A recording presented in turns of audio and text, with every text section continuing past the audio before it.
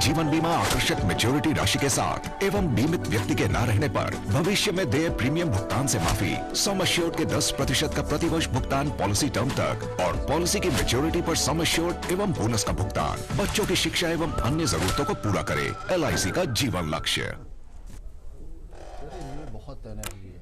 अरे भैया ये लोग खींच लेते हैं। तो देश में आप सभी का स्वागत है और बिहार के इस समय की एक और बड़ी खबर आ रही है। शुरुआती 1.5 घंटे के रुझानों में बीजेपी सबसे बड़ी पार्टी बनकर उभरी है।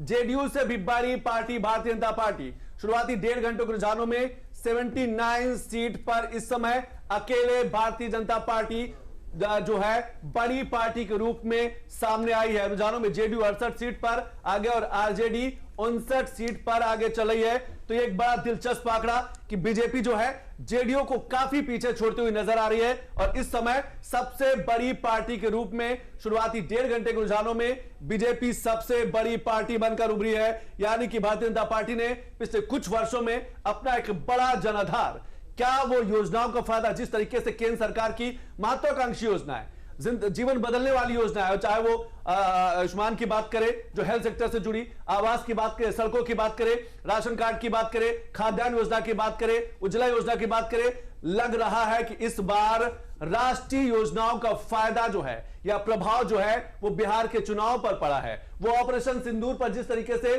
सरकार ने फैसला लिया है, जिस तरीके से भारत की तस्वीर दुनिया में बदली है, उसका फैसला, उसका असर इन चुनाव परिणामों में या रुझानों में दिखता हुआ नजर आ रहा है। कि आपको लग रहा है परवेश साहब कि राष्ट्रीय जो जिस तरीके से बीजेपी इस समय जेडीयू से बहुत आगे है, उन नीतियां, वो प्रभाव, हिंदुस्तान की बदलती हुई तस्वीर, इसमें कोई संदेह नहीं है कि राष्ट्रीय नीतियों का प्रभाव दिखाई दे रहा है। नीतीश कुमार बहुत लंबे समय से सरकार चला रहे हैं।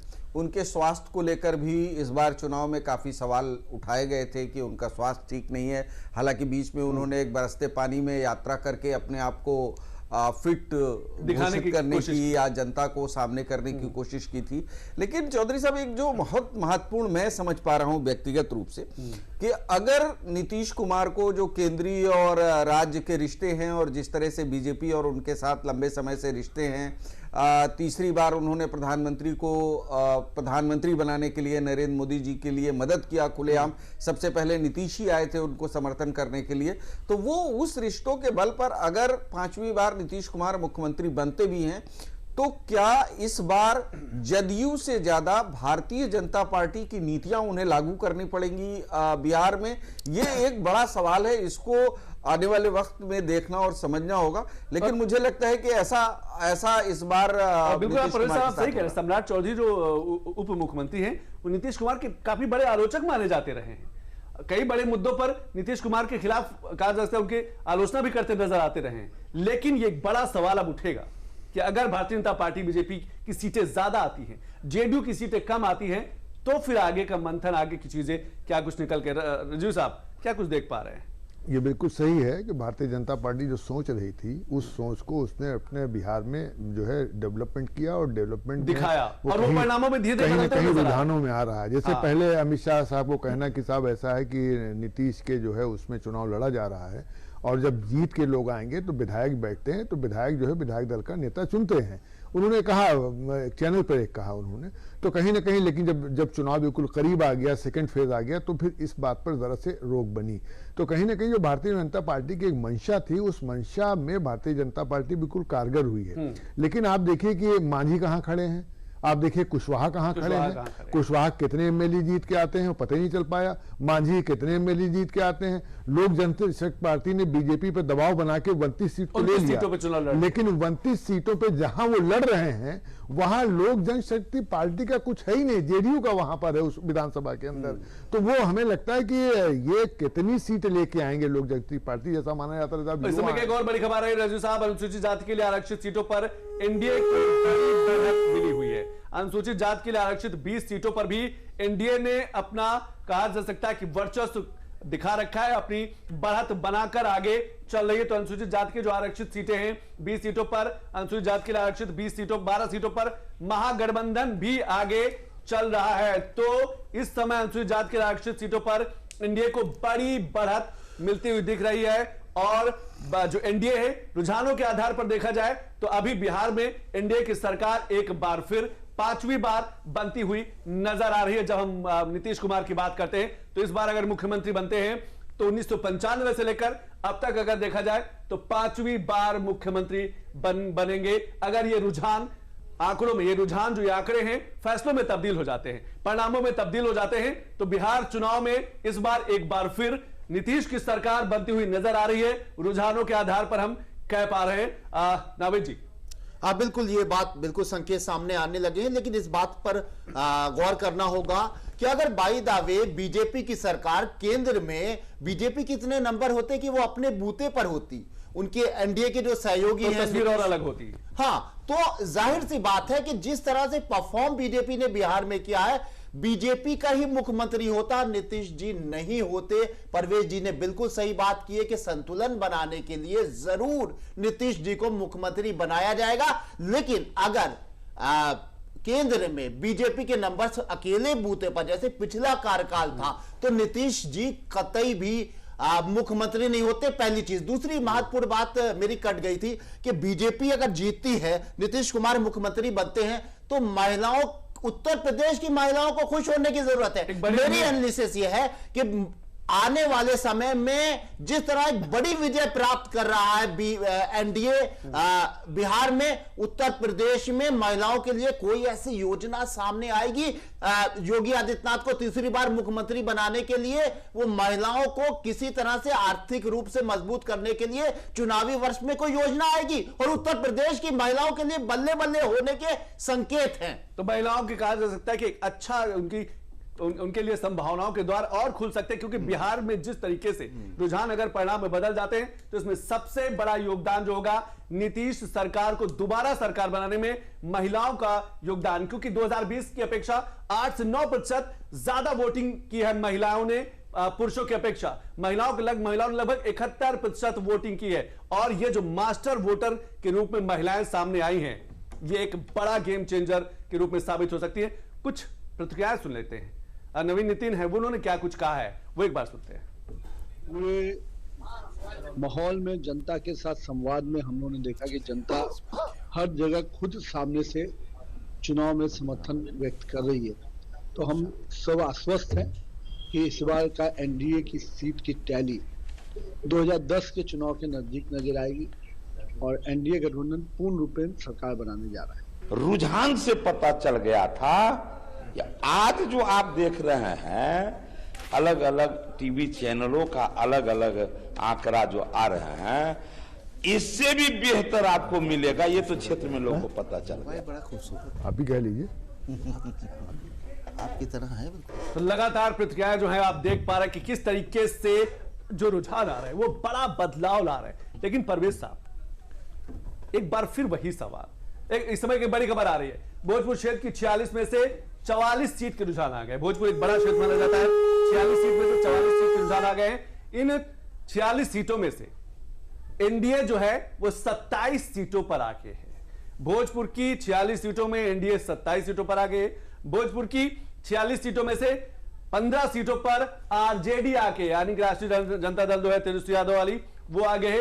भोजपुर रुझानों में कांग्रेस का खाता अभी खुलता हुआ नजर नहीं आ रहा है। हालांकि इस समय 11 सीटों पर जो है कांग्रेस जो है वो बढ़त बनाए हुए है। भोजपुर क्षेत्र की 46 में से 44 सीटों के समय रुझान आपके सामने हैं, जिसमें तेजस्वी यादव की बात करें, एनडीए भोजपुर के 27 सीटों पर इस समय एनडीए काफी तेजी से आगे चल रही है। वो चाहे भोजपुर की 27 सीट पर एनडीए के आगे की बात करें, परवेश साहब, तो भोजपुर का जो इलाका है 46 सीटें हैं, महत्वपूर्ण सीटें हैं, लेकिन वहां पर इसमें भोजपुर में कई ऐसे सीटें हैं जो यादव बाहुल है। क्या जाति समीकरण वाला फैक्टर लगा, कम असर किया, आपको लग रहा है कुछ प्रभावी दिखा?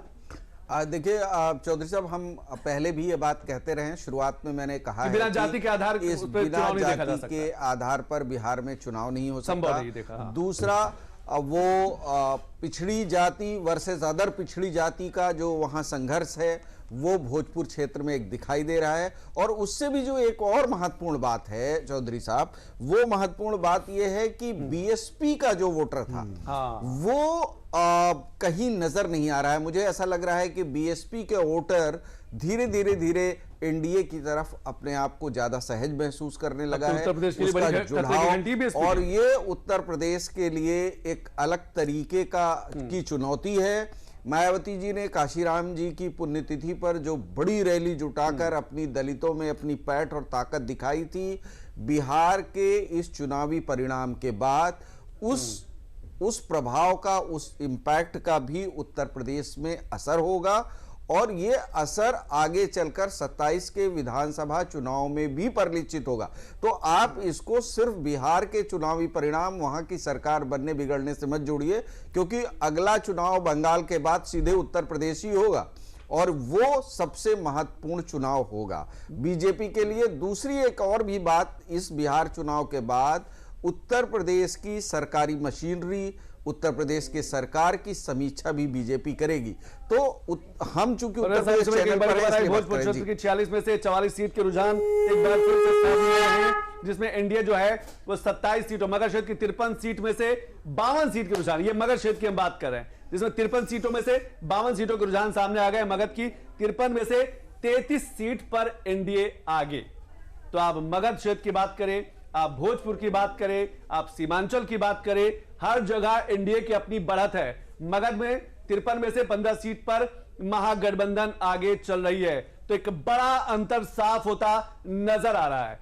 क्या वक्त बताया गया कि एग्जिट पोल्स जो आए थे, क्या वो सही साबित होते हुए नजर आ रहे हैं? अलग अलग 17 चैनल, जो सर्वे संस्थाएं हैं, अखबार हैं, चैनल्स ने उन्होंने एग्जिट पोल किया था और उसमें सबने एनडीए को बढ़ाते, एनडीए को बहुमत और नीतीश सरकार को दोबारा सरकार बनाते हुए दिखाई पड़ रही थी। लेकिन परवेज साहब, जब हम जातियों की बात करते हैं तो कई ऐसे बड़े क्षेत्र, चाहे मगध की बात करें, भोजपुर के कई ऐसे वहां पर कार्य सीटें हैं जो यादव बाहुल्य हैं, जहां पर जो वाई समीकरण है वो सबसे फिट बैठता है। तो क्या इस बार आरजेडी से छिटका है, आरजेडी तेजस्वी से छिटका है? आप देखिए ज्योति साहब, फिर मैं कह रहा हूं कि पैन इंडिया एक नए तरीके की सोच लोगों में विकसित हो रही है। लोग मार्शल सोच को, जिसको जो सामाजिक भाषा में मार्शल जातियां कहते हैं या मार्शल सोच कहते हैं, अग्रणी सोच कहते हैं, जिसको आप उससे पहले एक दौर में सामंतवाद कहते थे, उस सोच के खिलाफ लड़ाई हमेशा इस समय की एक बड़ी खबर आई परवेज साहब, बिहार में पहले चरण की 121 सीटों में से 120 के रुझान। तो पहले चरण की 121 सीटों पर चुनाव हुए थे, उसमें भी बम्पर मतदान हुआ था। पहले चरण की 121 सीट में से 77 सीट पर एनडीए आगे चल रही है। ये पहला चरण जो हुआ था, 77 सीटों पर एनडीए आगे चल रही है और पहले चरण की 121 सीटों में से 41 सीटों पर महागठबंधन आगे। ये पहले चरण में भी तेजस्वी यादव लड़ रहे थे, पहले चरण में कहा जा सकता है सम्राट चौधरी लड़ रहे थे, पहले चरण में कई बड़े और चेहरे लड़ रहे थे। उसके रुझान आए हैं कि 121 सीटों में से 120 के रुझान आपकी स्क्रीन पर हैं कि उसमें जो है एनडीए काफी बढ़त बनाए हुए है। महागठबंधन जब कहा जा सकता है मतगणना शुरू हुई तब तो लगभग बराबर का टक्कर देता हुआ दिखाई पड़ा था, लेकिन जैसे जैसे रुझान बदलते गए, परिणाम बदलते के नजदीक पहुंचते गए, वैसे वैसे महागठबंधन पीछे होता नजर आ रहा है। नावेद साहब किस तरीके से देख पा रहे हैं? ये पहले चरण की बात करें, 121 सीटों में से 120 के रुझान, जिसमें एनडीए एक बड़ी लीड। बिहार के दूसरे चरण की भी कहा जा सकता है कि रुझान आ गए हैं। बिहार के दूसरे चरण की 122 सीटों में से 75 पर एनडीए आगे चल रही है।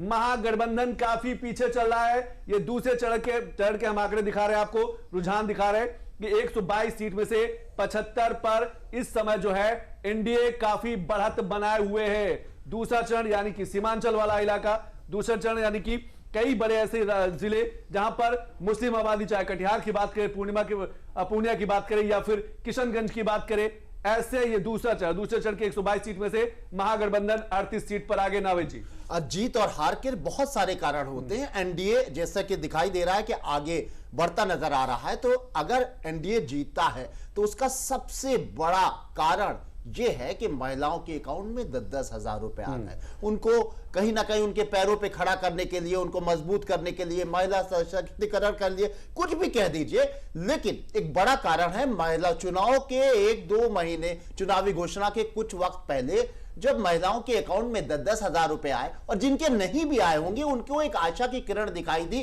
कि अगर ये सरकार बनती है एनडीए की तो हम भी इन पैनल हो जाएंगे। तो ये चुनावी जीत का जब सबसे बड़ा कारण बन गया, और ये प्रयोग लगातार भारत की राजनीति में हो रहा है, कई राज्य भारतीय जनता पार्टी महिलाओं को खुश करके, उनको आत्मनिर्भर बना के, उनके अकाउंट में पैसा देकर जीत रही है। मैं फिर यही बात दोहराऊंगा कि अगर ये जीत होती है तो उत्तर प्रदेश में जहां पर तीसरी बार बीजेपी को जीतने की एक चुनौती का सामना होगा, योगी आदित्यनाथ को तीसरी बार मुख्यमंत्री बनाने का एक बड़ी चुनौती होगी, ऐसे में कोई ऐसी योजना आएगी जो उत्तर प्रदेश की महिलाएं वैसे भी खुश है बीजेपी से, सुरक्षा के मामले में, योगी आदित्यनाथ के एक बेहतर सुशासन के मामले में। एक बार आपको रोकना चाहूं, बिहार की सभी 243 सीटों के रुझान आज, यानी कि 243 का पिटारा जो है वो खुल चुका है। कौन कौन आगे कौन पीछे, ये धीरे धीरे तस्वीर साफ होती नजर आएगी, लेकिन 243 सीटों के रुझान आ चुके हैं।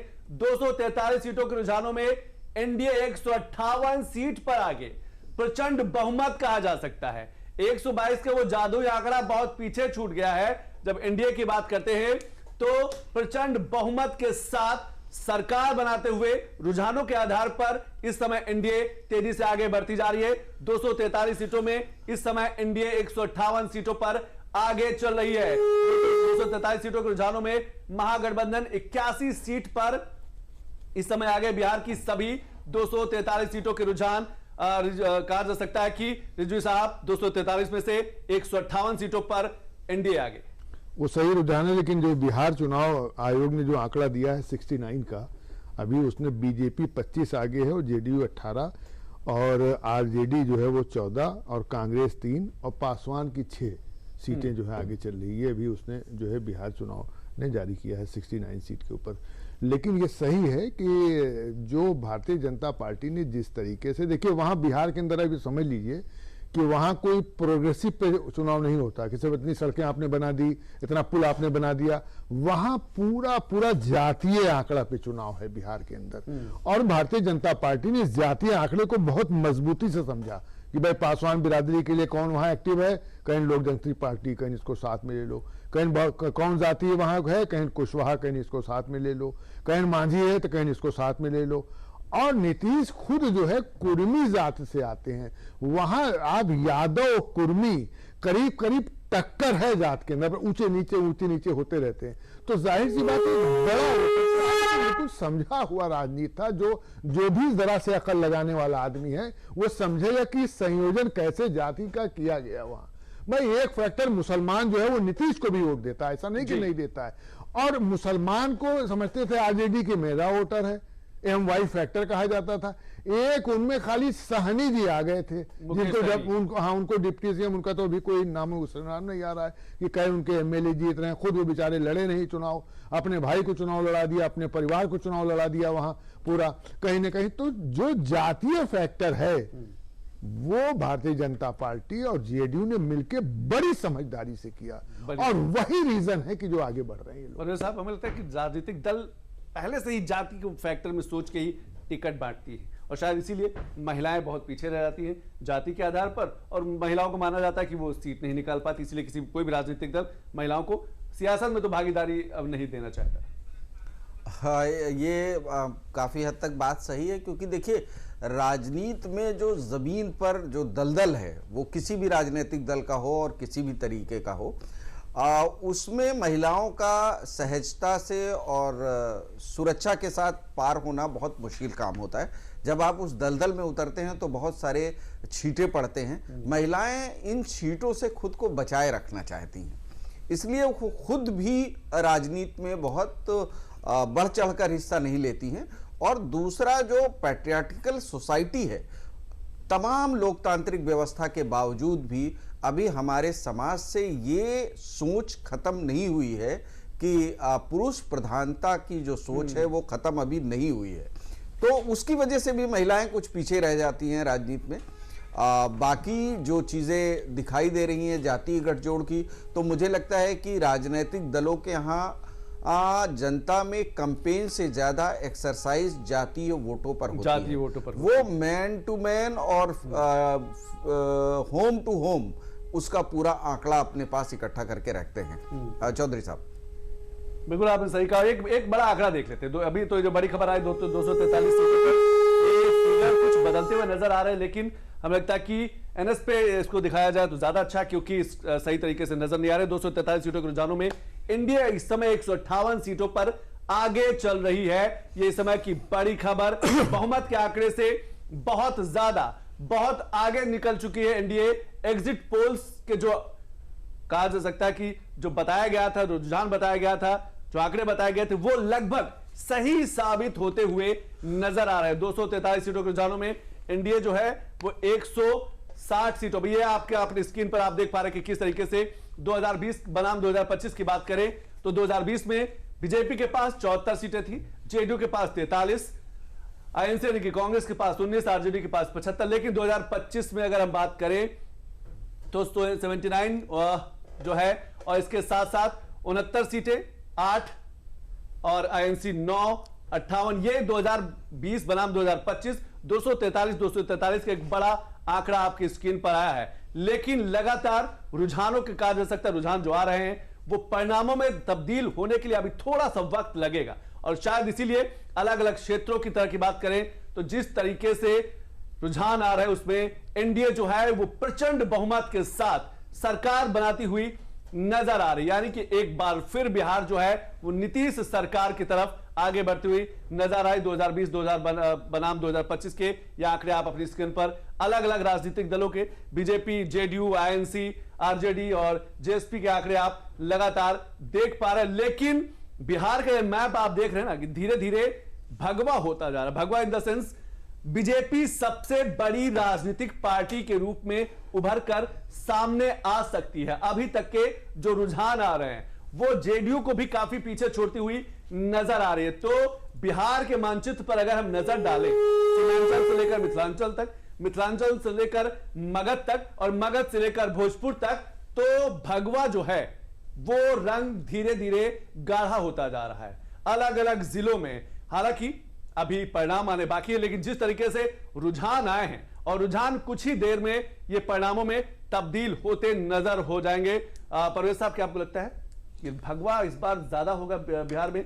भले वो गठबंधन में एनडीए, जेडीयू और बीजेपी, लेकिन बीजेपी ज्यादा तेजी से आगे बढ़ रही है। देखिए चौधरी साहब, बीजेपी की बढ़त तो जो विषय है वो एक विमर्श का विषय है ही, लेकिन आप जो उससे भी अलग देखिए कि 20 साल तक शासन करने के बाद नीतीश कुमार की सीटों में अप्रत्याशित बढ़ोतरी हो रही है। ये एक बहुत जिसको रेखांकित किए जाने की बात है, बहुत गंभीरता से रेखांकित करने की बात है कि वो तकरीबन 20 सीटें पिछले चुनाव के बाद से इस चुनाव में आगे हैं। तो क्या जनता का रुझान, और वो भाजपा के साथ गठबंधन में थे, तो क्या जनता का रुझान अभी भी भारतीय जनता पार्टी पर पूरी तरह विश्वास करने वाला बना हुआ है? एक सवाल ये है। दूसरी बात, क्या प्रधानमंत्री नरेंद्र मोदी और भारतीय जनता पार्टी के चाणक्य कहे जाने वाले अमित शाह का जादू बिहार जैसी जगह पे भी चढ़कर बोल रहा है? ये दो परिणाम, इस परिणाम में जो रुझान नजर आ रहे हैं, कम से कम मुझे तो ये दिखाई दे रहा है कि अभी भी भारतीय जनता पार्टी का जादू, जो लोग ये कह रहे थे कि भारतीय जनता पार्टी अब इतने साल शासन कर चुकी है, अलग अलग राज्यों में शासन करके बढ़ रही है, अब थोड़ा सा लोगों का टूट रहा है भ्रम, कई बार वोट चोरी से लेकर तमाम तरह के आरोप लगे, राफेल से लेकर सिंदूर, ऑपरेशन सिंदूर के फेलियर को लेकर, कई सवाल ना बताए जाने को लेकर, लेकिन जो बिहार नतीजा दे रहा है वो ये लग रहा है कि ये सारे आरोप केवल राजनीतिक दलों के टेलीविजन स्क्रीन पर अखबारों तक सीमित हैं। जनता अब भी एक बार और बड़ी खबर, महुआ से तेज प्रताप यादव फिर पीछे हुए। महुआ से तेज प्रताप यादव जो है आरजेडी प्रत्याशी से एक बार फिर पीछे हुए। महुआ से तेज प्रताप यादव की अपनी पार्टी से चुनाव लड़ रहे थे, जेजेडी से, वो पीछे चल रहे हैं। सीवान से बीजेपी के मंगल पांडे भी पीछे चल रहे हैं। सीवान से बीजेपी के मंगल पांडे भी पीछे चल रहे हैं। सीवान की जब बात करते हैं तो शहाबुद्दीन का ये पूरा इलाका माना जाता रहा और शहाबुद्दीन के बेटे भी जो हैं रघुनाथपुर से वो चुनाव लड़ रहे हैं। उसामा शहाब, उनका क्या कुछ है वो भी हम बताएंगे। महुआ से इस समय तेज प्रताप यादव जो है इस समय पीछे चल रहे हैं, तो ये एक बड़ी खबर लगातार। नवेद जी, तेज प्रताप यादव का भविष्य, या फिर अगर 1-2 सीटें निकाले जाते हैं तो हमें लगता है किसी राजनीतिक दल में उनको शरण मिल सकती है।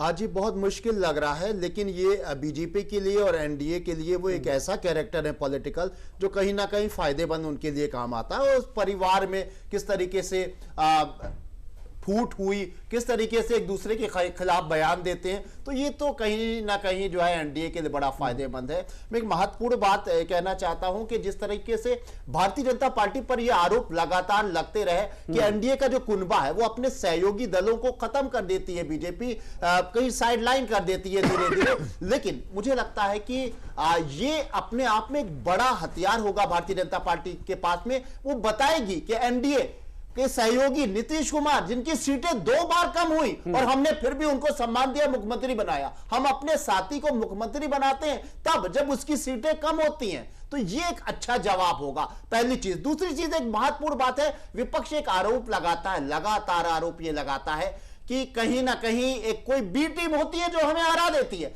तेजस्वी यादव ने हमेशा इस तरह के आरोप लगाए, अखिलेश यादव ने इस तरह के आरोप लगाए, कांग्रेस ने आरोप लगाए, लेकिन इस बार एक चीज जो समझ में आने वाली बात है कि ओवैसी जो बी टीम का एक पर्याय बनते हैं, उन्होंने कहा लगातार, ओवैसी ने यह कहा कि मैं बी टीम नहीं बनना चाहता हूं, मुझे महागठबंधन में बड़ी खबर है। सभी 243 सीटों के रुझानों में जेडीयू 75, बीजेपी 70 सीट पर आगे चल रही है। सभी 243 सीटों के रुझानों में आरजेडी 60 और कांग्रेस 15 सीट पर इस समय आगे चल रही है। तो इस समय के बिहार चुनाव से एक बड़ी खबर, 243 सीटों के रुझानों में आरजेडी 60 और कांग्रेस जो है 15 सीटों पर आगे नजर आ रही है। एनडीए पहले से ही बहुमत के आंकड़े को काफी पहले पार कर चुकी है और सभी 243 सीटों के रुझानों में जेडीयू 75 और बीजेपी 70 सीटों पर इस समय आगे चल रही। तो अलग अलग क्षेत्रों में बीजेपी का प्रभाव और जेडीयू का प्रभाव साफ तौर पर दिख रहा है। जो मतदाता रहे उनके बीच में राष्ट्रीय नीतियों का, राष्ट्रीय योजनाओं का बड़ा प्रभाव दिख रहा है। भारत की बदलती हुई तस्वीर का भी प्रभाव दिख रहा है। बड़े फैसले लेने वाला जो भारत बना है उसका भी प्रभाव जो है वो मतदाताओं के जहन में रहा है, मन में रहा है। तभी इस समय कहा जा सकता है कि एनडीए जो है बहुत तेजी से आगे। सभी 243 सीटों का एक स्ट्राइक रेट देख लेते हैं कि किस तरीके से ये बड़ा स्ट्राइक रेट क्या है कि 143 अगर हम आरजेडी की बात करें और 143 लोग लड़े और 58 इस समय 61 में 15 जो है वो स्ट्राइक रेट आप देख पा रहे हैं। स्ट्राइक रेट 75.25% का है जेडीयू का। 2243 सीटों की अगर हम बात करें तो किस तरीके से स्ट्राइक रेट लगातार बढ़ता रहा है। बीजेपी की बात करें तो इस समय 69.31%, 101 में से निकाले तो 70 जो प्रत्याशी है उस समय आगे हैं। स्ट्राइक रेट अगर हम आरजेडी की बात करें तो 40% से ज्यादा, 143 में से 58 प्रत्याशी उनके आगे हैं। कांग्रेस की बात करें तो 61 सीटों पर चुनाव लड़ रही है और स्ट्राइक रेट 24% के आसपास, 15 सीटों पर उनके प्रत्याशी आगे हैं। जेडीयू की स्ट्राइक रेट इस समय 75.25, 101 में से 76 जो हैं, जो प्रत्याशी हैं वो आगे चल रहे हैं। तो स्ट्राइक रेट लगातार घटता बढ़ता जा रहा है सभी राजनीतिक दलों का, और कहा जा सकता है कि ये राजनीतिक दल जो हैं लगातार जो है स्ट्राइक रेट घट बढ़ रहा है। लेकिन ये आप देख सकते हैं बीजेपी की स्ट्राइक रेट जो है सबसे ज्यादा है, लगभग 69.31% है ये स्ट्राइक रेट। आरजेडी की बात करें तो इस समय 143 में से 59 सीटों में वो आगे चल रहे हैं और स्ट्राइक रेट लगभग 43% के आसपास। कांग्रेस भी 61 में से 15 सीटों पर आगे चले और स्ट्राइक रेट जो है 24% के आसपास आप अपनी स्क्रीन पर देख पा रहे हैं। हमारे साथ एक और खास मेहमान जुड़ गए हैं, ज्ञानेंद्र शुक्ला जी हैं, वरिष्ठ पत्रकार है। ज्ञानेंद्र जी बहुत बहुत शुक्रिया। सबसे पहली प्रतिक्रिया किस तरीके से देख पा रहे हैं? इंडिया जो है वो तो बहुमत का आंकड़ा पार कर चुकी है अभी जो रुझान हुए, लेकिन इस समय की एक और बड़ी खबर आ रही है, 243 सीटों के रुझानों में आरजेडी 60 और कांग्रेस 58। कांग्रेस जो है अंग क्षेत्र की सभी 28 सीटों के रुझान इस समय आ गए हैं। अंग क्षेत्र की सभी 28 में से 19 सीट पर एनडीए जो है इस समय आगे है, ये अंक क्षेत्र के रुझान है। तो लगातार रुझान जो है वो बदलते जा रहे हैं। अंक क्षेत्र के 28 सीट में से 8 सीटों पर महागठबंधन आगे चल रही है। ये अंक क्षेत्र के आप आंकड़े देख पा रहे हैं, रुझान देख पा रहे हैं। अंक क्षेत्र की सभी 28 सीटों के रुझान आ गए। ज्ञानंद शुक्ला जी, किस तरीके से देख पा रहे हैं इस बार के चुनाव को? देखिए, बिल्कुल यहां पर बिहार के चुनाव में जो एक अहम बात ये थी कि चाहे एनडीए हो और महागठबंधन, उन्होंने अपने अपने जो तरीके तय किए थे। एनडीए की तरफ से एक बात एकदम याद दिलाई जा रही थी बार बार कि एक जो बिहार का एक दौर हुआ करता था आज से 20 साल पहले, नीतीश युग के पहले जो बिहार था, उसकी डर, उसकी खौफ, उसकी लोगों के जहन में ताजा करने की कोशिश हो रही थी। और इसी वजह से महागठबंधन लगातार सतर्क था, क्योंकि आप देखिए कि उस दौर के तमाम नेता, यहां तक तेजस्वी यादव ने लालू यादव की भी तस्वीरें लगाने से परहेज किया। तो ये कोशिशें हुई, लेकिन ऐसा लगता है कि जनता के जहन में अभी भी वो तमाम यादें अभी भी ताजा रही हैं। और नीतीश के लिए एक जो बात सबसे अहम है, नीतीश बिहार की सियासत ही नहीं बल्कि देश की सियासत में एक ऐसा चेहरा है जिनको लेकर, जिन पर निजी तौर से कोई आक्षेप नहीं है। और इस बार भी बिहार में कहीं भी लोगों को नीतीश को लेकर नाराजगी कतई नहीं थी। और नीतीश को लेकर उनके सुशासन की अगर बात करेंगे तो कानून व्यवस्था को लेकर जिस तरीके से बिहार में एक त्राही त्राही होती थी और पूरे देश में एक बड़ी खराब तस्वीर जाती थी, नीतीश राज में उसमें बहुत जबरदस्त बदलाव हुआ। तमाम अपराधी सलाखों के पीछे ढकेले गए। आप ये भी मत भूलिए कि जो चुनाव के वक्त में जिस तरीके से घटना हुई, उसके बाद एक हत्या की वारदात के बाद अनंत सिंह तक को जेल में भेजने से परहेज नहीं किया। तो यह भी एक मैसेज गया कि नीतीश जो है, उनका कड़क जो शासन है और उनका संकल्प पत्र जो है, उससे इत्तेफाकी जताई जनता ने। और इसीलिए ये रुझान के शक्ल में अभी हमारे पास नतीजे आ रहे हैं। बिल्कुल बिल्कुल, आप बताइए कि रुझान के शक्ल में हमारे पास वो नतीजे आ रहे हैं जो कुछ ही देर में परिणामों में तब्दील हो जाएंगे। हमारे साथ एक और खास मेहमान अखंड प्रताप शाही जुड़ गए हैं, वरिष्ठ पत्रकार। अखंड जी, बहुत बहुत शुक्रिया। अखंड जी, किस तरीके से देख पा रहे, क्योंकि इंडिया तो पहले ही बहुमत का आंकड़ा पार कर चुकी है, दो बड़े फैक्टर आप क्या देख पा रहे हैं? महिला शराबबंदी जैसी योजनाएं या फिर राष्ट्रीय योजना? और राष्ट्रीय योजनाओं की बात हम इसलिए करें कि जेडीयू से ज्यादा बीजेपी आगे है। देखिए संतोष जी, दो चीजें बहुत क्लियर हैं। एक तो ये कि प्रो इनकम्बेंसी थी, एक एंटी इनकम्बेंसी होनी चाहिए थी। 20 साल थे तकरीबन लगातार जेडीयू बीजेपी या इस तरीके का नीतीश कुमार ही चेहरा बन के रहे, लेकिन इसमें कामयाब नहीं हो पाया विपक्ष अगर, तो ये बड़ी चीज जो समझ में आ रही है कि प्रो इनकम्बेंसी थी। दूसरी चीज, जो सेंट्रल की योजनाएं थी, जो स्टेट गवर्नमेंट की योजनाएं थी, महिलाओं को खास तौर पे जो फोकस किया गया वो फोकस बड़ा काम कर गया। एक चीज बिल्कुल सामने समझ में आ रही थी, मैं ज्ञानंद जी की बात से इत्तेफाक रखता हूं कि वहां पे जो जंगल राज की याद दिलाते हुए जो बातें कही गई, उसकी काट तलाशने में ही जुटा रह गया विपक्ष। विपक्ष को चाहिए यह था कि वो और हमलावर होता। दो चीजें और इसके पीछे और जो काम कर गई वो समझना होगा संतोष जी। 1 महीने पहले चुनाव के जब घोषणा होने वाली थी, तो एसआईआर को लेकर जिस तरीके से विरोध पे उतरे थे दोनों बड़े लीडर, चाहे वो तेजस्वी यादव हो चाहे वो राहुल गांधी हो, जब चुनाव शुरू हुआ तो यह मुद्दा ही गौण हो गया। इस पे कोई चर्चा ही नहीं कर रहा था। यहां तक कि आरजेडी जो था वो पूरी तरीके से इस पूरे मसले को बाइकआउट कर रहा था। तो यानी कि गठबंधन के बीच में ही जो गांठें थी वो उभरकर चुनाव के दरमियान सामने आ गई। इन सबके बीच में एक जो अहम चीज और काम कर रही थी वो थी यूथ को किस तरीके से आपको टारगेट करना था। तो यूथ को टारगेट करने के लिए बिल्कुल उसमें कामयाब होते हुए दिखाई दे रहे थे तेजस्वी यादव, लेकिन यहां पे कास्ट फैक्टर ज्यादा काम कर गया। और यही वजह है कि जो कास्ट फैक्टर था उसमें MY समीकरण के बीच में उलझता हुआ उलझ के रहता हुआ दिखाई दे गया आरजेडी और उनका जो अलायंस है महागठबंधन। जबकि बीजेपी ने या बीजेपी से ज्यादा जो काम किया है जेडीयू ने, तो जेडीयू ने जो काम किया वो महादलित, दलित और अन्य जो मुस्लिम बिरादरी थी, उस मुस्लिम बिरादरी में जो पसमानदा को लेके उन्होंने टारगेट किया, उसको लेके भी कहीं फायदा मिलता हुआ दिखाई दिया। देखिए, एक चीज बिल्कुल ध्यान रखने की जरूरत है कि नीतीश कुमार एक ऐसा चेहरा है जिसपे कम्युनल होने का कोई आरोप अभी तक नहीं लगा है। तो ये बड़ी चीज थी जिसके चलते जो पसमानदा मुसलमान थे वो पूरी तरीके से कहीं ना कहीं नीतीश कुमार की जो नुमाइंदगी है उस पर भरोसा जताते हुए दिखाई दिए। और यही वजह है कि जो मुस्लिम बहुल इलाके हैं उनमें इस बार ओवैसी का भी जादू चलता हुआ नहीं दिखाई दे रहा। ये एक बड़ी बात कही आपने। लेकिन ज्ञानंद शुक्ला जी, एक चीज और आपसे समझना चाहेंगे। जब हम बिहार के चुनाव की बात कर रहे थे, परवेज जी से लगातार बात हो रही तो यही है कि विकास की तो बात हो रही है, लेकिन आज भी बिहार का जो चुनाव है वो जाति समीकरण के इर्द गिर्द रहा है।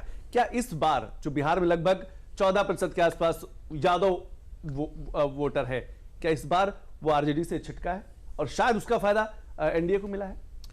देखिए, बिल्कुल अभी जो परवेज जी भी हमारे साथ पैनल में मौजूद हैं और कई बार इस पर चर्चा भी हुई हम लोगों की अलग से भी, कि बिहार के चुनाव में जो खास बात है, जो जाति का एक फैक्टर है, ये बात जब आप करते हैं, आप एमवाई फैक्टर की बात करते हैं, तो आप ये भूल जाते हैं कि उसके साथ ही ओबीसी में बिहार में एक अति मोस्ट बैकवर्ड क्लासेस का एक बड़ा एक चंक हुआ गया है। 36% जी बिल्कुल, और वो उस चंक में एक बड़ा उनका जो सपोर्ट सिस्टम पूरा है कि वो एनडीए, बीजेपी, जेडीयू और इनके साथ भी दिखाई दिया है। तो इसकी वजह से एक तो वो सवर्णों का जो जनरल कास्ट है वो उनके साथ अति पिछड़ा वो जुड़े, दलितों का एक बड़ा हिस्सा जुड़ा।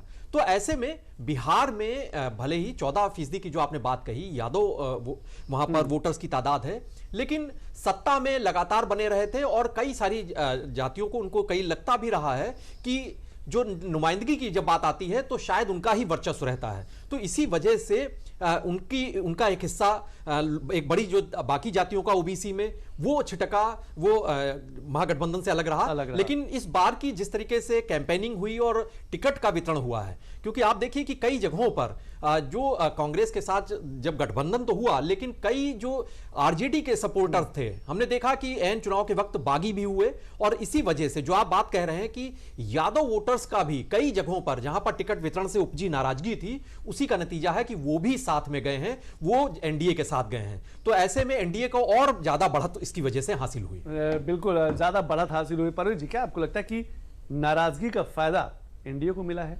वो चाहे तेजस्वी यादव से नाराजगी की बात करें, या फिर हम ओवैसी से नाराजगी की बात करें, या फिर दूसरे जो छोटे दल उनकी नाराजगी की बात करें, उसका फायदा एनडीए को मिला? देखिए चौधरी साहब, मैं सुबह से आपके साथ हूं और मैं सुबह से ये बात कह रहा हूं कि इसे नाराजगी से मत जोड़िए।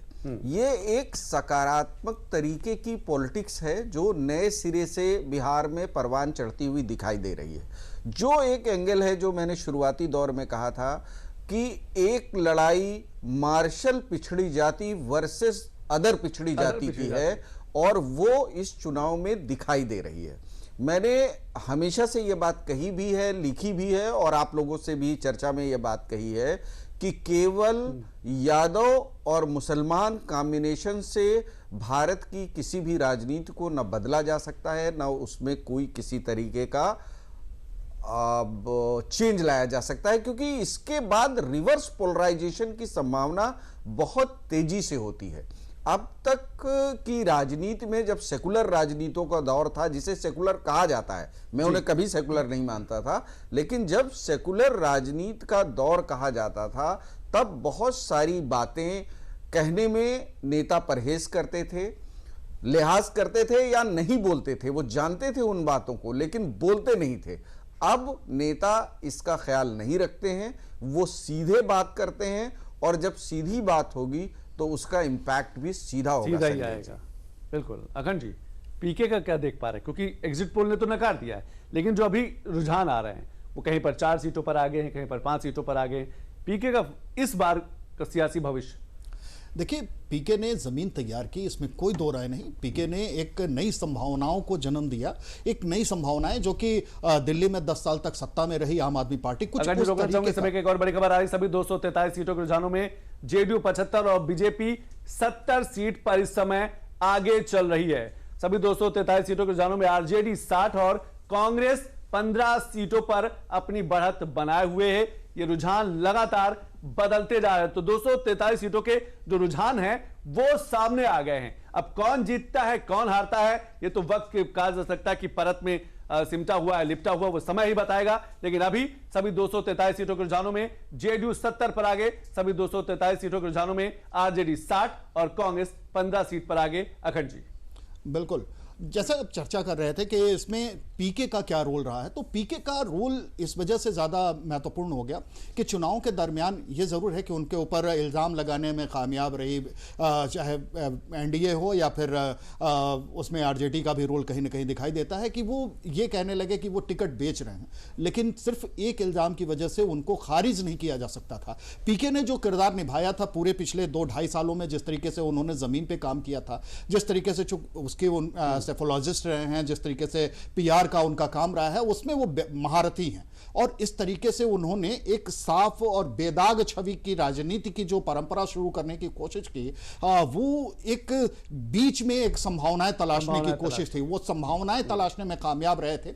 ये अलग की बात है कि अभी जो देखा जा रहा है कि उनमें उनको कितना फायदा होगा, कितना नुकसान होगा, ये तो बात की बात है। लेकिन आने वाले भविष्य के लिए अगर देखा जाए तो बिहार की राजनीति में पीके गौण नहीं रहेंगे। पीके एक महत्वपूर्ण भूमिका निभाते हुए जल्द ही दिखाई दे सकते हैं और आने वाले लोकसभा चुनाव तक अगर पीके इस रफ्तार से चलते रहे तो फायदा होगा। हाँ, ये जरूर है कि संख्या के लिहाज से अगर देखा जाएगा सीटों में, तो ये जो रुझान आ रहा है, मुमकिन है कि इसमें कुछ तब्दीली हो जाए, कुछ कम हो जाए, कुछ ज्यादा भी हो सकती है, लेकिन जो पीके की भूमिका रहने वाली है वो बिल्कुल ऐसी रहेगी कि जिससे ये माना जा रहा था कि एनडीए को नुकसान होगा उससे। अगर पीके मजबूत होते हैं तो निश्चित तौर पर एनडीए का नुकसान होगा। लेकिन अभी जो मैंने कहा ना शुरुआत में कि प्रो इनकम्बेंसी सब महसूस हो रहा है, जो रुझान दिखाई दे रहे हैं, तो अगर प्रो इनकम्बेंसी थी तो उसमें पीके का बहुत ज्यादा रोल नहीं दिखाई देता है। लेकिन सिर्फ इस चुनाव से उनकी पूरी भूमिका पर पूरे उनके जो रणनीति कहा जा सकता है कि बिहार के चुनाव में पीके ने अपनी एक दस्तक दी है।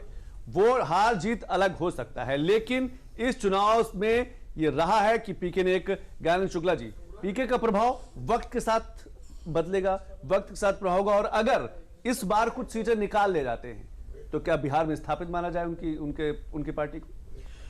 देखिए, आम आदमी पार्टी के बाद से जो सबसे ज्यादा चर्चा में आया है कि वो पीके का ही नाम आया है। उनकी जन स्वराज पार्टी के जरिए उन्होंने कोशिश की है, लेकिन आम आदमी पार्टी और जन स्वराज वाले में अंतर सिर्फ इतना है कि जब आम आदमी पार्टी आई तो शायद जनता को ज्यादा उम्मीदें थी। उनको लगता था कि एक वैकल्पिक राजनीति का एक उनको मार्ग दिखाई दे रहा है, लेकिन उसमें निराशा हुई। उसके बाद से उनको लगा कि उनकी राजनीति में और बाकी दलों की राजनीति में कोई अंतर नहीं। तो ऐसे में जन स्वराज पार्टी के ऊपर वो काली छाया हमेशा मंडराती रही। जो शंकाएं थी, आशंकाएं थी लोगों के जहन में जो थी, वो उनके साथ उनके लिए एक माइनस पॉइंट रहा। उसके साथ ही पीके का जो कार्य करने की शैली है, वो चाहे मोदी के साथ काम किया हो, चाहे कांग्रेस के खेमे के साथ काम किया हो, नीतीश कुमार के साथ काम किया हो, तो सारे नेताओं के वो पॉजिटिव और निगेटिव सारे उनकी कमजोरी और ताकत को पहचानते रहे हैं। तो इसी वजह से पीके को, उनके पास इनपुट बहुत कुछ है, उनके पास फीडबैक बहुत कुछ है, लेकिन अभी भी बिहार में वहां की जमीनी राजनीति में उन्हें स्थापित होने में अभी वक्त लगेगा, समय लगेगा। लेकिन अगर पिछले कुछ वर्षों पर नजर डालें, एक ब्रेक लेंगे, लेकिन पिछले कुछ वर्षों में नजर डालें तो परवेज साहब मैं आपके पास आऊंगा और इस सवाल के साथ आऊंगा, क्या रिप्लेसमेंट पॉलिटिकल पार्टीज में भी शुरू हो गया है? आम आदमी पार्टी आई तो दूसरी पार्टियों का जनाधार धीरे धीरे खिसकता गया, उसने अपने आप को पंजाब में स्थापित किया, दिल्ली में स्थापित किया, अब पीके आए हैं। तो क्या वो रिप्लेस जो है ना, कि जैसे एक पीढ़ी दूसरी पीढ़ी को रिप्लेस करती है, युवा जब आता है तो जो पहले के लोग होते हैं वो रिप्लेस होते हैं, क्या राजनीति में भी यही इसकी शुरुआत हो गई है? ब्रेक के बाद आते हैं।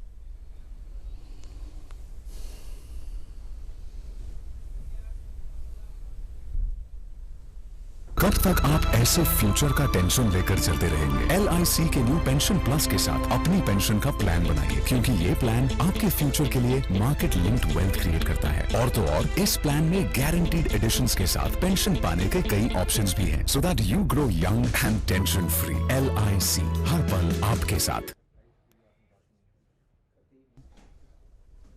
तो ब्रेक के बाद आप सभी का स्वागत है। 243 सीटों के जो रुझान है बिहार चुनाव के, वो आ चुके हैं। रुझान लगातार बढ़ते जा रहे हैं, तस्वीर धीरे धीरे साफ होती जाएगी जैसे जैसे समय बदलता जाएगा। लेकिन 122 का जो जादुई आंकड़ा था, वो जो चमत्कारी नंबर था, वो एनडीए काफी पहले पार कर चुका है और एनडीए इस समय 155 से 160 सीटों के आसपास रुझान में बढ़त बनाए हुए। हमारे साथ एक और खास मेहमान जुड़ गए हैं, सिद्धार्थ करन जी। सिद्धार्थ जी, बिहार का चुनाव दिलचस्प रहा। SIR के बाद पहला राज्य रहा है देश का जहां पर चुनाव हुआ और उसका असर बम्पर मतदान पर भी दिखा। उसका असर महिलाओं के कहा जा सकता है उस उत्साह, उस उमंग में भी दिखा कि वो पोलिंग बूथ तक पहुंचे और उन्होंने मतदान किया।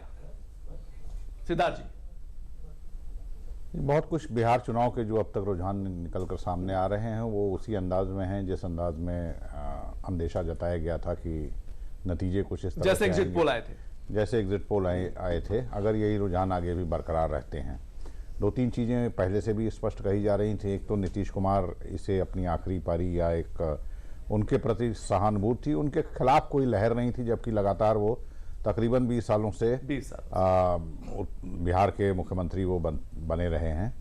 दूसरा ये था कि भारतीय जनता पार्टी की सरकार को बिहार के मतदाताओं ने अभी तक देखा नहीं था। भारतीय जनता पार्टी को लेकर ना तो कोई एंटी इनकम्बेंसी बिहार में थी, बल्कि एक भारतीय जनता पार्टी को लाने की ललक बिहार के मतदाताओं में साफ नजर आ रही थी।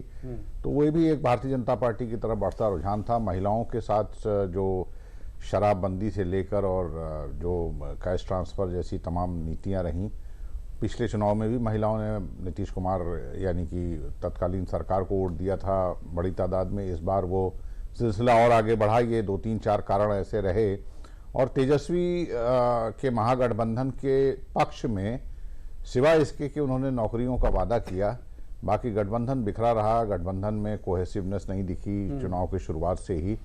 तो इस वजह से बिहार के नतीजे जो भी अभी तक दिखाई पड़ रहे हैं और ये रुझान अगर वास्तविकता में कन्वर्ट होते हैं तो उसी अंदाज पर है। कुल मिलाकर सीधी बात है कि बिहार में सत्ता विरोधी कोई लहर नहीं थी, बिहार में सहानुभूति की लहर थी, बिहार में सरकार के पक्ष का एक रुझान नजर आ रहा था। बिहार में भारतीय जनता पार्टी को लेकर एक उत्साह उमंग था कि भारतीय जनता पार्टी को भी देखा जाए, क्योंकि लंबे समय से भारतीय जनता पार्टी वहां अपनी ताकत को मजबूत करती जा रही है।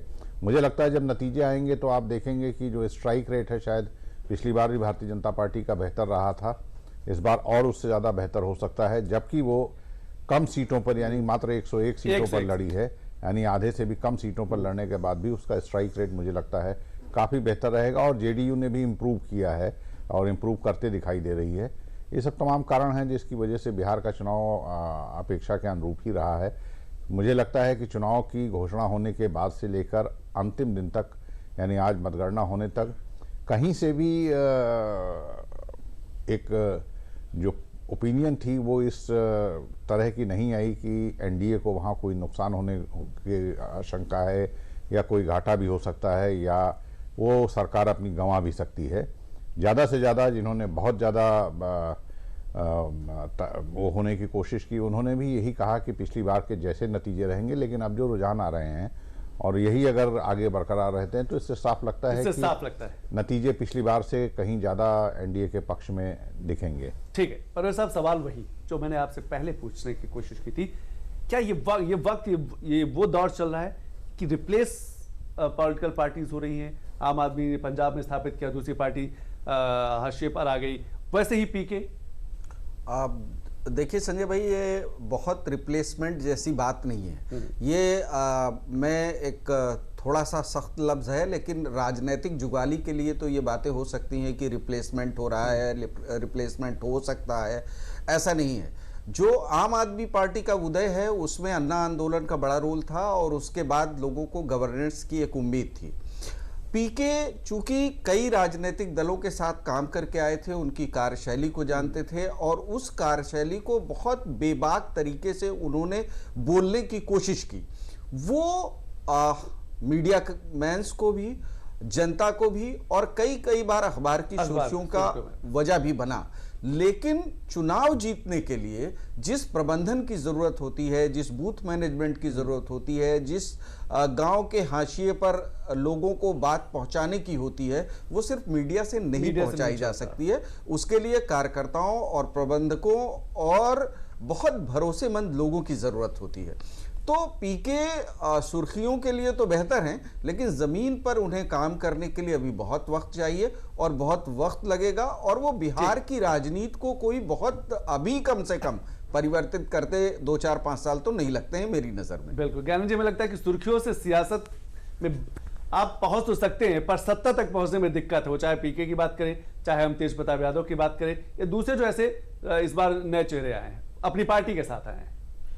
बिल्कुल, देखिए यही बात है कि चुनाव जीतना, सुर्खियों में रहना और चुनाव जीतना दोनों अलग अलग बड़ा अंतर है, फासला है। और आप देखिए बिहार में एक और बात जो चर्चा में अभी पहले भी जिक्र हुआ है कि यहां पर जैसे कांग्रेस ने, राहुल गांधी ने जिस तरीके से एसआईआर का मुद्दा उठाया, सीधे आरजेडी को पता चल गया था, तेजस्वी को पता चल गया था कि बिहार में कम से कम इन सब चीजों से कोई बहुत फर्क पड़ने वाला नहीं है, बहुत कोई ऐसा उसका कोई असर नहीं होने वाला है। वो हाइड्रोजन बम, नाइट्रोजन बम तमाम फोड़ते रहे हो, लेकिन बिहार में वहां के जो राजनीति से वाकिफ है उनको पता है कि उस सारे बमों का यहां पर कोई उस तरीके से असर नहीं है।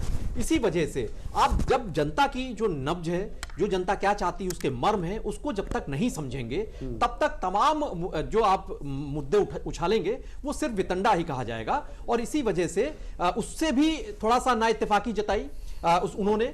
और ये जो यहां पर हुआ कि ये देखा गया कि बिहार में एक तो राहुल गांधी ने एक मुद्दा उनका वो कारगर एक तो नहीं हो पाया, और दूसरा उसके बाद यहां पर नीतीश की जो चर्चा एक हो रही है कि नीतीश को लेकर किसी भी तरीके की कोई नाराजगी, कोई नाइत्तेफाकी नहीं थी। और महिलाओं की एक जो आपने बात की, अखंड जी ने भी बात कही है कि महिलाओं को लेकर, महिलाओं को किस तरीके से आगे बढ़ाया जा सकता है, महिलाओं के लिए शराबबंदी का भी मुद्दा एक ऐसा रहा था जो महिलाएं बड़ी भावनात्मक तौर से जुड़ी हुई थी, उनके परिवार का भी सब कुछ भविष्य उससे जुड़ा हुआ था। तो महिलाओं का मुद्दा हो, युवाओं की बात हो, नीतीश से कोई नाराजगी ना होना, ये तमाम मुद्दे, और कांग्रेस का राहुल गांधी का बीच में ही छोड़ के भी चला जाना, तो वो जो कंसिस्टेंसी चाहिए थी वैसा नहीं दिखाई दिया।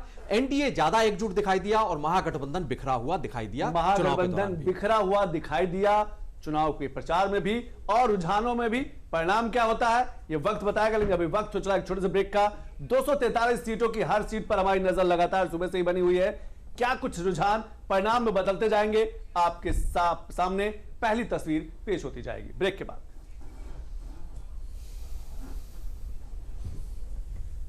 सुनो, एक अच्छी इंश्योरेंस पॉलिसी एआई से पूछते हैं। एक ऐसी पॉलिसी जिसमें प्रीमियम पेमेंट हो लिमिटेड और इनकम आती रहे लाइफ टाइम। LIC का Jeevan Utsav. Wow, lifetime celebration मनाइए LIC के जीवन उत्सव के साथ, फ्यूचर सेट है। तो लगातार बिहार चुनाव पर हमारी नजर है। 243 सीटों के रुझान आ चुके हैं। कौन आगे कौन जीते हर सीट पर हमारी नजर, लेकिन रुझानों की कुछ बड़ी बातें, कुछ बड़े चेहरे, क्या उनका सियासी जो अस्तित्व, ये बड़ी बात, रुझानों की बड़ी बात है। बिहार में फिर एक बार एनडीए सरकार, क्योंकि जादुई आंकड़े से बहुत पार निकल चुकी है एनडीए। बिहार में एनडीए को प्रचंड बहुमत। रुझानों की अगर बात करें तो इस समय जो रुझान आ रहे हैं वो एनडीए को प्रचंड बहुमत। बिहार में जेडीयू एक बार फिर सबसे बड़ी पार्टी बनी। बिहार में कांग्रेस का लचर प्रदर्शन जारी, और कहा जा सकता है कि जनाधार में भी उसका जनाधार भी खिसकता हुआ नजर आ रहा है। आरजेडी का प्रदर्शन पिछले चुनावों से इस बार और ज्यादा खराब है। ये रुझानों की कुछ बड़ी बातें हम आपको दिखा पा रहे हैं कि बिहार में महिलाएं बनी मास्टर स्ट्रोक, मास्टर वोटर बनी हैं, और उन्होंने आधी आबादी ने अपनी ताकत दिखाई। बिहार में जनजी ने एनडीए पर भरोसा जताया है। जनजी को लेकर एक बड़ा बयान कहा जा सकता है, अभी कल ही आया था कि सुनील सिंह एमएलसी है, उन्होंने दिया था, बड़ा विवादित बयान दिया था। जेडीयू रुझानों में सबसे बड़ी पार्टी, रुझानों की बड़ी बातें आपके सामने हैं। अखंड जी, जनजी का जिक्र की अगर बात करें, जो हमें लगता है आरजेडी के एमएलसी हैं सुनील सिंह, उन्होंने कहा था कि हम बिहार को नेपाल की तरह बना देंगे। ये ऐसे बयान, और ये चुनावों के समय भी आरजेडी की तरफ से, महागठबंधन की तरफ से जो बयान आते रहे, उसका भी प्रभाव मतदाताओं के जहन में रहा है। संतोष जी, एक चीज बड़ी साफ देखने को मिली थी इस पूरे चुनाव के दरमियान, जिस तरीके से चुनाव प्रचार हो रहा था और बयान आ रहे थे नेताओं के, महागठबंधन बहुत ही आक्रामक था। इतना ही नहीं, महागठबंधन को सपोर्ट करने वाले युवा जो थे, जिनको हम जेनजी मान के चल रहे हैं, तो वो भी वैसे ही आक्रामक तरीके से, वैसे ही मुकर तरीके से उस तेजस्वी यादव के हक में बात कर रहे थे या फिर महागठबंधन के हक में बात कर रहे थे। वो दरअसल एक उम्मीद जगा रहे थे, एक मशाल जलाने की कोशिश कर रहे थे कि ये दोनों चेहरे जो हैं, चाहे वो राहुल गांधी हों या तेजस्वी यादव, ये चूंकि उन युवा हैं और एक नई उम्मीद की नुमाइंदगी करने वाले हैं, तो जो इनके साथ हम खड़े होंगे और आक्रामक तरीके से खड़े होंगे तो बात अलग तरीके से जाएगी। सुनील सिंह का बयान काफी हद तक उसी विचारधारा को सपोर्ट करता हुआ नजर आया, लेकिन हकीकत उससे इतर थी। और जो यूथ था, जो इन दो बिरादरियों को सपोर्ट करने की बात अगर कर ली जाए, MOI समीकरण जो कि लालू यादव के समय से जो शुरू हुआ था, दरअसल इतने ही के बीच में सिमटता हुआ सा कहीं महागठबंधन दिखाई दिया।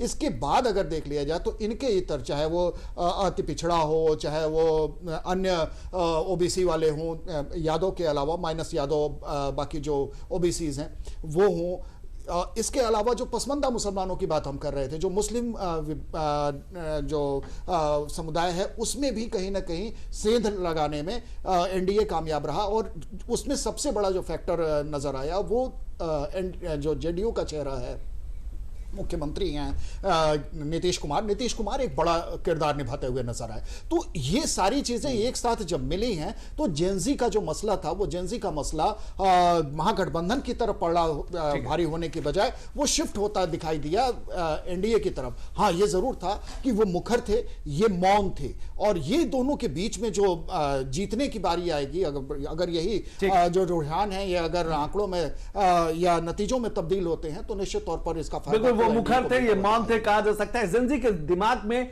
ये भी बात थी विकास को लेकर, रोजगार को लेकर। सिद्धार्थ जी मैं आऊंगा, क्योंकि बिहार के अभी भी प्रति व्यक्ति आय की बात करते हैं, पर कैपिटा इनकम की बात करें दूसरे राज्यों से काफी कम है। लेकिन जो जंगल राज रहा है, जो कहानियां लोगों ने सुनाई है अपने बच्चों को, और उस बच्चों के जहन में, युवाओं के जहन में वो बात रही है। मैं आऊंगा ब्रेक के बाद, एक छोटा सा ब्रेक लेते हैं, उसके बाद आता हूं।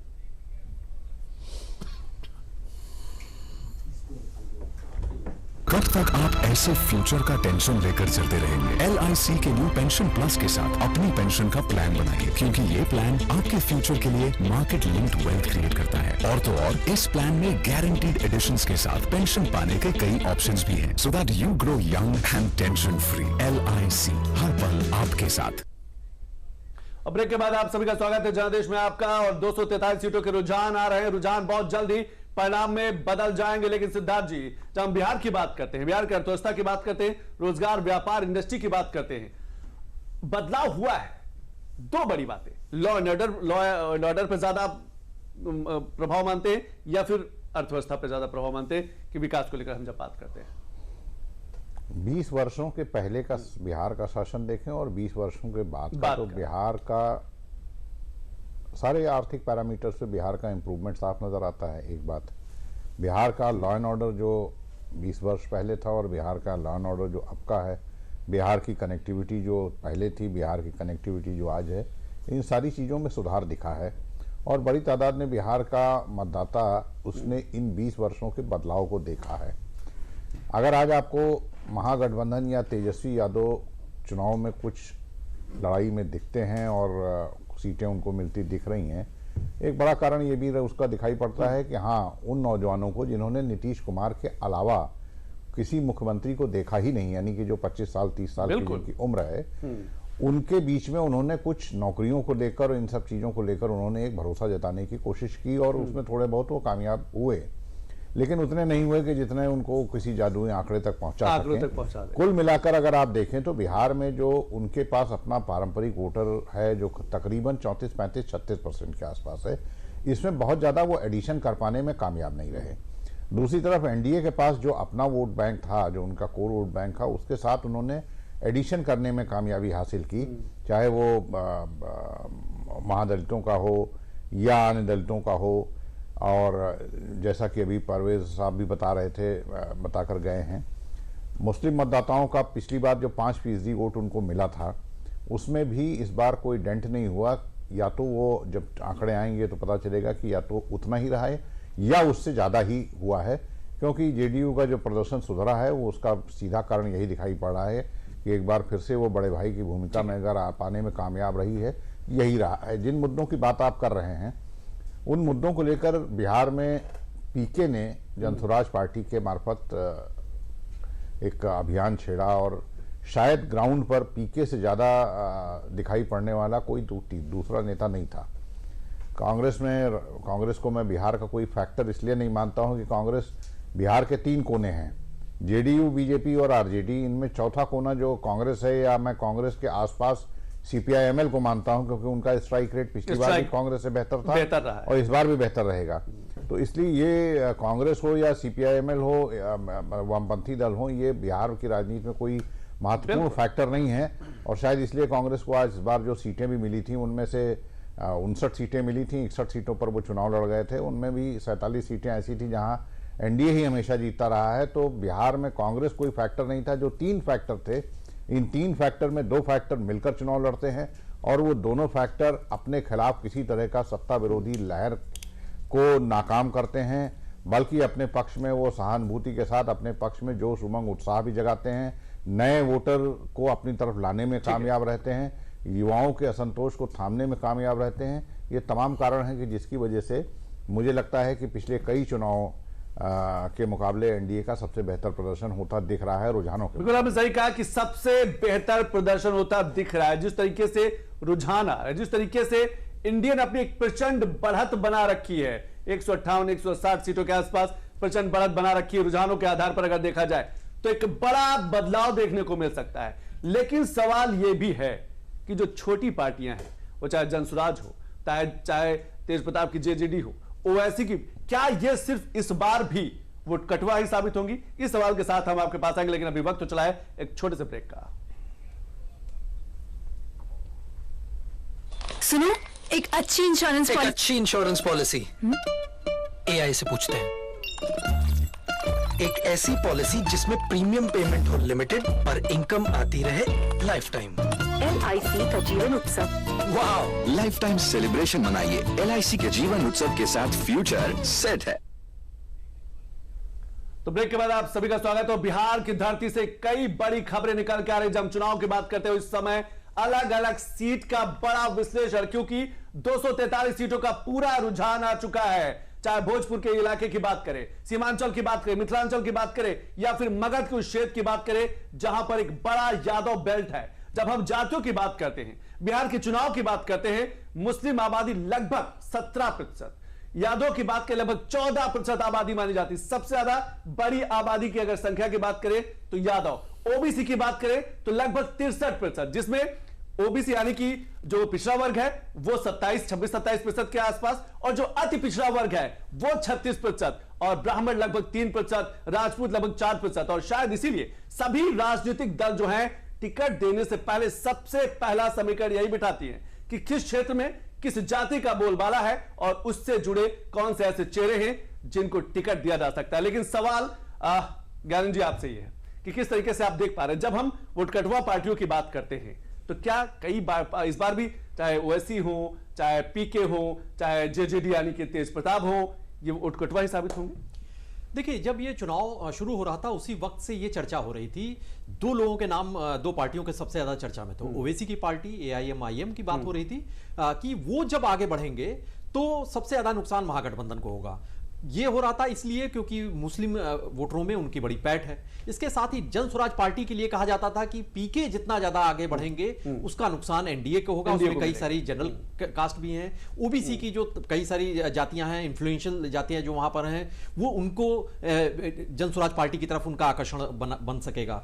तो इसी वजह से इन पार्टियों को माना जा रहा था कि इनकी वजह से डेंट होंगे। बाकी जो छोटे दलों की आपने बात कही वो हिंदुस्तान अवाम मोर्चा। इस समय की एक बड़ी खबर आ रही है, रुझानों में एनडीए का जबरदस्त प्रदर्शन, यानी कि प्रचंड प्रदर्शन, प्रचंड बहुमत की ओर। सीमांचल में एनडीए 24 में से 13 सीटों पर आगे है।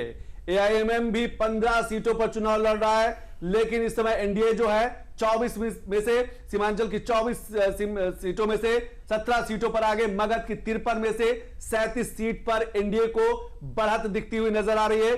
कोसी की 13 सीट में से 10 सीट पर एनडीए को बढ़त मिलती हुई नजर आ रही है। यह आप क्षेत्रवार देख पा रहे हैं कि अंक की 28 में से 20 सीटों पर एनडीए ने अपनी बढ़त बना रखी है। भोजपुर की 46 में से 26 सीटों पर एनडीए इस समय महागठबंधन से आगे चला और धीरे धीरे एनडीए जो है वो कहा जा सकता है कि प्रचंड से प्रचंड बहुमत की तरफ आगे बढ़ता जा रहा है। हमें लगता है, मुझे अगर याद आ रहा तो एक बार 206 सीटों के आसपास भी जो है वो राजनीतिक दल वहां पर गए थे। लेकिन मिथिला में एनडीए 30 में से 21 सीट पर इस समय आगे चले। तो अलग अलग, चाहे भोजपुर की बात करें, मगध की बात करें, मिथिलांचल की बात करें, सीमांचल की बात करें या फिर दूसरे क्षेत्रों की बात करें, एनडीए तेजी से आगे बढ़ती हुई नजर आ रही है। अभी वक्त हो चला है एक छोटे से ब्रेक का। ब्रेक के बाद जब वापस आएंगे कुछ और सीटों का बड़ा विश्लेषण, क्योंकि ये जो रुझान है अब धीरे धीरे परिणामों में बदलते जाएंगे।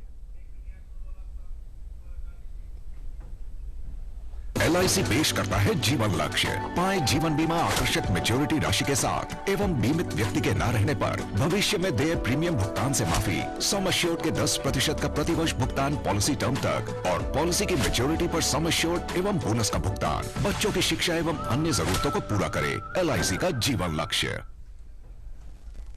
तो ब्रेक के बाद आप सभी का स्वागत है। लगातार बिहार का 243 सीटों के रुझान परिणामों में बदलते जा रहे हैं, लेकिन एनडीए इस समय सबसे बड़े दल के रूप में, सबसे बड़े संगठन के रूप में उभर कर सामने आई है। और जो एग्जिट पोल के जो आंकड़े आए थे, इस बार भी नीतीश की सरकार वैसा ही कुछ नजर होता हुआ आ रहा है। अखंड जी किस तरीके से देख पा रहे हैं, क्योंकि एनडीए और खासतौर से जब हम एनडीए में जेडीयू और बीजेपी की बात करते हैं तो अभी कुछ देर पहले बीजेपी ज्यादा आगे थी, जेडीयू पीछे था। यह भी एक दिलचस्प फैक्टर हो सकता है अगर हमको लगता है इस बार के चुनाव में। बिल्कुल, पिछले चुनाव की बात अगर करते हैं संतोष जी, तो जेडीयू पीछे था, काफी कम सीटें थी, बल्कि बीजेपी लीड करती हुई दिखाई दे रही थी। बड़े भाई की भूमिका बीजेपी निभाते हुए दिखाई दे रही थी।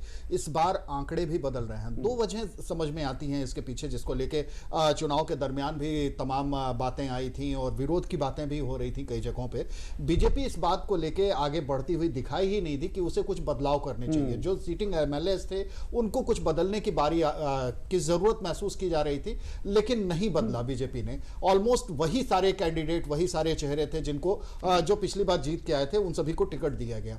तो ये एक वजह रही कि कुछ तब्दीलियां जहां पे जरूरी समझी जा रही थी, उन तब्दीलियों से परहेज किया बीजेपी ने। शायद इसका नुकसान बीजेपी को इस यहां पे बिहार इलेक्शन में देखने को मिला है। जबकि जेडीयू ने बिल्कुल बदलाव किया। इसमें जो पुराने जो सिटिंग एमएलएस थे उनमें भी काफ़ी हद तक बदल दिया। तो एक तरीके से कहा जाए तो 70 सीटों पे ऐसा रहा कि जेडीयू ने नए प्रत्याशी उतारे हैं। तो ये जो प्रत्याशियों के बदलने की भी जो चाल थी वो कामयाब होती हुई दिखाई दे रही है। दूसरी एक जो मोनोटोनस हो गया था पूरा चुनाव अगर देखा जाए बीजेपी का, तो उसकी वजह से भी बीजेपी को कुछ नुकसान पिछली बार की तुलना में या जेडीयू की तुलना में होता हुआ दिखाई दे रहा है, फिलहाल रुझान जो बता रहे हैं।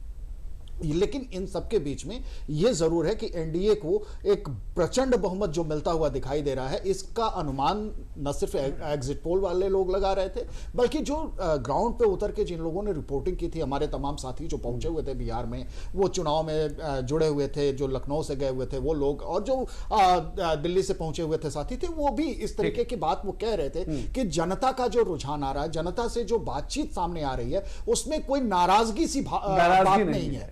तो अगर सरकार को लेके जो 20 सालों से लगातार या 20 साल से ज्यादा समय हो गए, तो वो सरकार चल रही है, गठबंधन चल रहा है, तो ये बीच बीच में कुछ बदलाव होते रहे, लेकिन ये जो चेहरा है, इस चेहरे को लेके कोई नाराजगी की बात नहीं आई। महिलाएं एडिशनल आपके साथ जुड़ गई, वो इस वजह से जुड़ गई क्योंकि उन्हें सीधे सीधे मॉनेटरी वे में उनको फायदा होता हुआ दिखाई दे रहा है। दूसरा, यूथ में भी जो सीधे सीधे बाइफर्केशन दिखाई दिया, एक बहुत ही आक्रामक था और दूसरा जो शांत होके बस चुनाव नतीजों के आने का इंतजार करने लगा, वो मतदान में उसका अपना जनादेश देने की बात करने लगा, तो उससे एक बदलाव होता हुआ दिखाई दे रहा है। उससे एक बड़ा बदलाव होता हुआ दिखाई पड़ा। सिद्धार्थ जी, में लगता है कि कौन सी बड़ी योजनाएं आपको लगती हैं जिनका बड़ा प्रभाव देखने को मिला, या फिर कुछ वर्षों में डीबीटी यानी कि सीधे जो कैश ट्रांसफर वाली जैसी योजनाएं हैं उनका ज्यादा प्रभाव रहा है, जैसे कि इस बार भी देखा गया कि 10-10 हजार रुपए हर महिला के खाते में गए? देखिए, ये तो मध्य प्रदेश, फिर महाराष्ट्र, अभी बिहार, इससे पहले दिल्ली, तमाम सारे राज्यों में ऐसा देखा गया है कि डीबीटी का जिसने भी कोई मेजर स्टेप लिया उसका फायदा मिला, वो चुनाव नहीं हारा है। ये बात एकदम स्पष्ट साफ दिखाई देती है कि वो चुनाव नहीं हारा है। जिसने भी डीबीटी के माध्यम से कोई बड़ा बेनिफिट दिया है मतदाताओं को और चुनाव के आसपास 4-6 महीने के बीच में, वो चुनाव नहीं हारा है। महाराष्ट्र, जहां पर की बहुत ही विपरीत परिस्थितियां थी, वो इसका सबसे बड़ा उदाहरण है। उससे पहले मध्य प्रदेश ने ऐसा दिखाया था, तो ये तो एक बड़ा कारण है। दूसरा, मुझे एक और चीज़ जो इस चुनाव में ने अब कम से कम स्पष्ट कर दिया है और आगे के लिए बहुत बड़ा संकेत भी दे दिया है कि उत्तर प्रदेश से शुरू होता है 2022 से और अब तक 2025 के नवंबर तक 9 राज्यों के चुनाव, 1 लोकसभा चुनाव, इन्हें ये साफ कर दिया है कि भारत की राजनीति में तीसरे कोण की गुंजाइश करीब करीब समाप्त होती जा रही है। लाख कोशिश करने के बावजूद कोई तीसरा कोण बनाने में सफल नहीं हो पा रहा है। मतदाता सीधे तौर पर 2 ध्रुवीय चुनाव चाहते हैं। एक वो जो सरकार के साथ है, एक वो जो सरकार के साथ नहीं है। ये हम लगातार चुनाव दर चुनाव देखते जा रहे हैं और इसलिए मैं कहता हूं कि जनसुराज पार्टी या आने वाले समय में, चूंकि वो पुराने हैं इसलिए उनको खत्म होने में टाइम लगेगा, लेकिन इन तरह की पार्टियों की भूमिकाएं अब धीरे धीरे करके भारतीय राजनीति में समाप्त होते दिखाई पड़ रही हैं। ऐसा भी हो सकता है कि आने वाले समय में आपको जनसुराज वो राजनीति में उस तरह से सक्रिय ही न दिखाई पड़े, क्योंकि जो परफॉर्मेंस रही है भाई ठीक है, आपको सीटें कम मिली हैं, लेकिन अगर आपने लगातार 2.5-3 वर्ष की मेहनत के बाद 8-10% वोटों को अगर अपने पक्ष में लाने की स्थिति में होते तो शायद आप राजनीति में आगे टिक सकते। और वैसे भी ये जो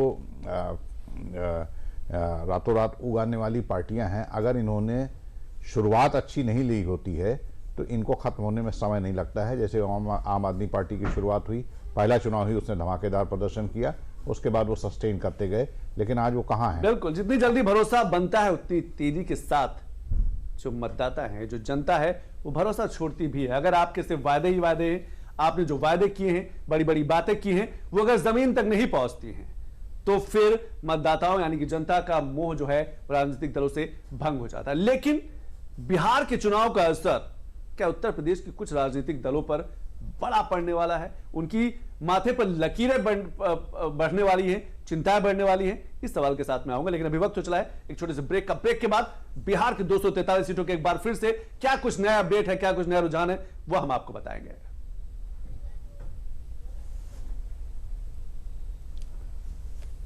सुन लेकर चलते रहेंगे। LIC के न्यू पेंशन प्लस के साथ अपनी पेंशन का प्लान बनाइए, क्योंकि ये प्लान आपके फ्यूचर के लिए मार्केट लिंक्ड वेल्थ क्रिएट करता है। और तो और इस प्लान में गारंटीड एडिशंस के साथ पेंशन पाने के कई ऑप्शंस भी हैं, so that you grow young and tension free. LIC, हर पल आपके साथ। तो ब्रेक के बाद आप सभी का स्वागत है। लगातार 243 सीटों के रुझान आ चुके हैं। एनडीए प्रचंड से प्रचंड बहुमत की तरफ आगे बढ़ती जा रही है। एनडीए की बढ़त बताती है कि जो एग्जिट पोल के आंकड़े हैं उनसे भी ज्यादा, शायद एग्जिट पोल के जो आंकड़े निकल के आए थे उनसे भी ज्यादा इस बार नीतीश कुमार का जो प्रदर्शन रहा है, एनडीए का जो प्रदर्शन रहा है वो बहुत बड़ा रहा है। राघवेंद्र जी किस तरीके से देख पा रहे हैं?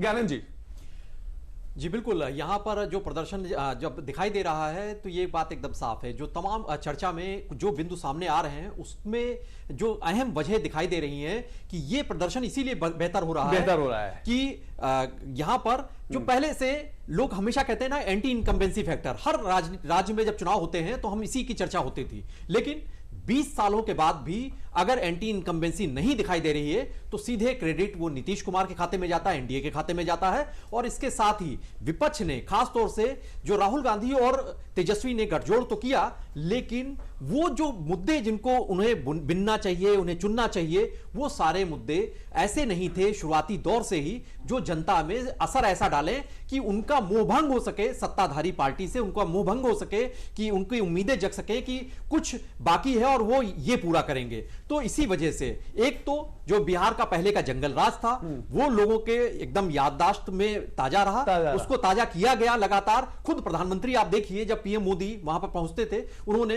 कट्टे की भी बात कही, और कई सारे जो आरजेडी के समर्थकों में से होता था कि बस अब आएंगे, उसके बाद से छोटे छोटे बच्चों को हम सुन पा रहे थे, वो कट्टे की और धमकियों की बातें की जा रही थी कि चुनाव के नतीजों के बाद हम ये करेंगे वो करेंगे।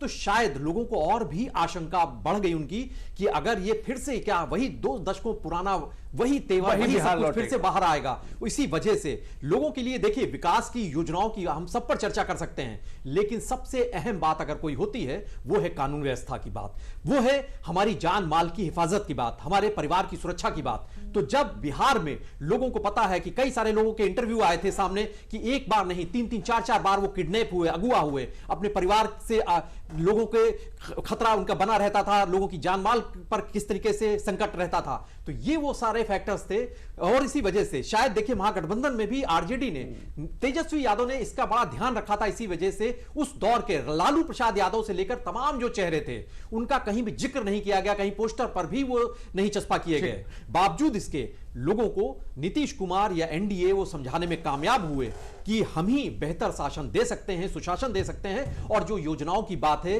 जो भ्रष्टाचार को मिटाने की बात है, वो सारी उम्मीदें अगर कहीं जग रही हैं तो एनडीए के साथ है। और बिहार के चुनाव में साफ तस्वीर दिखाई पड़े। और ऐसे ही नीतीश कुमार को सुशासन बाबू नहीं कहा जाता। वो जंगल राज की कहानी आज की पीढ़ियों को बताई गई। किडनैपिंग का जिक्र किया करण जी ने, अपहरण जैसी फिल्में बनी, गंगा जल जैसी फिल्में बनी, ये बिहार की पृष्ठभूमि में बनी है, वहां की तस्वीरों पर बनी, वहां के कहानियों पर बनी है। और शायद इसीलिए इस बार का जो चुनाव है बेहद दिलचस्प, जो आंकड़े निकल के आएंगे, कई ऐसे बड़े चेहरे उभर के सामने आएंगे जो कहा जा सकता है कि वो पूरे सियासत की, बिहार की राजनीति को बदलने की क्षमता रखते हैं। लेकिन कुछ ऐसा भी होने वाला है जो कई राजनीतिक दलों पर जो है उनके सियासी अस्तित्व पर संकट लगने वाला। अभी वक्त छोटे से ब्रेक के बाद हम समझने की कोशिश करेंगे बिहार चुनाव का असर उत्तर प्रदेश में कैसे पड़ेगा। LIC पेश करता है जीवन लक्ष्य। पाए जीवन बीमा आकर्षक मैच्योरिटी राशि के साथ एवं बीमित व्यक्ति के न रहने पर भविष्य में देय प्रीमियम भुगतान से माफी। सम एश्योर्ड के 10% का प्रतिवर्ष भुगतान